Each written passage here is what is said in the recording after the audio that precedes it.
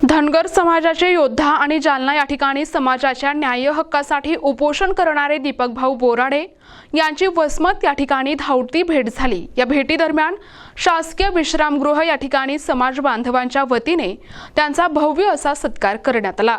यावेळी पूर्णा सहकारी साखर कारखान्याचे संचालक बाळासाहेब बाराहाते, शामराव हिरवे, प्रल्हाद जहाणे, संभाजी हिरवे धानोरा, बालाजी होळकर, सरपंच हिवरा, शंकरराव डुकरे, नवनाथ रवंदळे, गणपतराव तागडे, संतोष बनसोडे, आबाजी माटे, दिलीप रेनगडे, भगवान कुबडे, मधुकर हिरवे, रावण साखरे, मुंजाजी बंडे, अंकुश बोराडे, बबन घोरपडे, अंकुश होळकर, अंगद कुंभारकर, सीताराम साखरे, गंगाधर वारुळे, मल्हारी डुकरे मामा आदी सर्व धनगर समाज बांधव मोठ्या संख्येने उपस्थित होते। धनगर आरक्षणाच्या मुद्द्यावरून समाजामध्ये मोठी जागृती निर्माण होत असून दीपक बोराडे यांच्या स्वागतासाठी कार्यकर्त्यांनी मोठी गर्दी केली होती।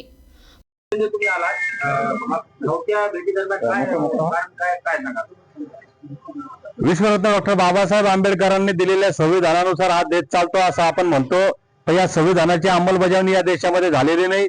संविधानाला जी समता अपेक्षित आहे तो सामाजिक न्याय इथं झालेला नाही। धनगर जमातीचा समावेश एसटी जमातीच्या 47च्या यादीमध्ये 36 नंबरला आहे। या आरक्षणाची अंमलबजावणी करावी यासाठी गेल्या कित्येक दशकांपासून हा लढा चालू आहे। मागच्या सप्टेंबर महिन्यामध्ये जालन्याच्या आंदोलनाच्या भूमीतून आम्ही धनगर जमातीचा हा शेवटचा लढा म्हणून लढा सुरू केला।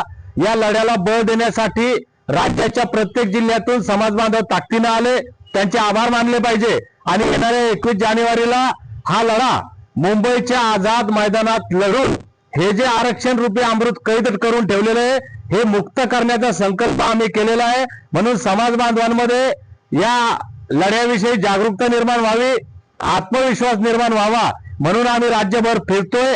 खरं म्हणजे काल रात्री ठरलं की मी नांदेडला जात असताना या मार्गावरून जावं, यापैकी कुणालाही माहिती नव्हतं, मला सुद्धा माहित नव्हतं की आपण वसमतला जाणार आहोत।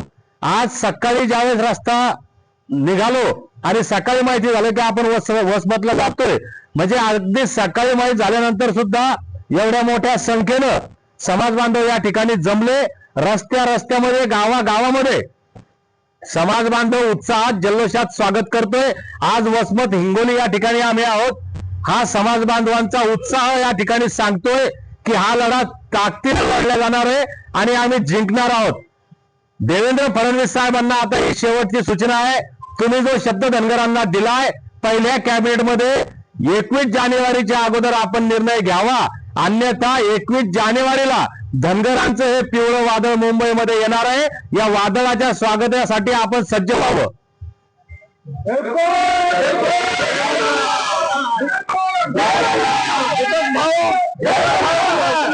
प्रतिनिधी नंदू परदेशी, NTV न्यूज मराठी, वसमत, हिंगोली।